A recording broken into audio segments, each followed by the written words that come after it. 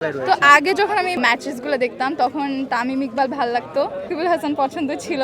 এই ম্যাচটা যদি জিতে তাহলেও খুশি হব, কারণ দ্য বেস্ট টিম উইন্স।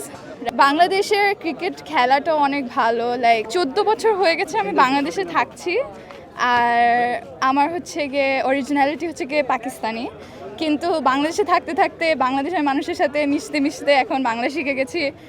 আর পরিবেশটাও এত ভালো বাংলাদেশের যে এখন এক জায়গায় বাংলাদেশকে নিজের বাসার মতো মানে লাগে, like home, it feels like home you know. আর বাংলাদেশের সব কিছু আমার অনেক ভালো লাগে। বাংলাদেশের ক্রিকেটে অ্যাকচুয়ালি আমি বেশি তো ক্রিকেট দেখি না, বাট আগে দেখতাম তখন হ্যাঁ সাকিবুল হাসান পছন্দ ছিল, কিন্তু বাংলাদেশের ক্রিকেট খেলাটাও অনেক ভালো, like the way they play আর সব কিছু। তো ওরা ফার্স্ট ওডিআই ম্যাচটাও জিতলো, আর এই ম্যাচটা যদি জিতে তাহলেও খুশি হব, কারণ the best team wins, right. খারাপ তো আসলে লাগে, কারণ মানে পাকিস্তানের তো আপন, আমার জন্য আপন, তাই না?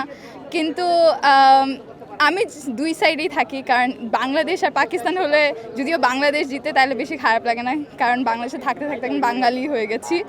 কিন্তু যদি ইন্ডিয়া হতো আর ইন্ডিয়া বাংলাদেশ হতো, তাইলে যদি ইন্ডিয়া জিততো তাহলে কিন্তু খারাপ বেশি লাগতো, বা পাকিস্তান আর ইন্ডিয়া হতো আর ইন্ডিয়া থাকতো না তাইলে একটু বেশি খারাপ লাগতো। তো ওই হিসাবে খারাপ লাগে না যদি বাংলাদেশ জিতে। সাপোর্ট তো আমি দুইটাকে দিব, কিন্তু আশা করছি যে পাকিস্তানিটা জিতুক।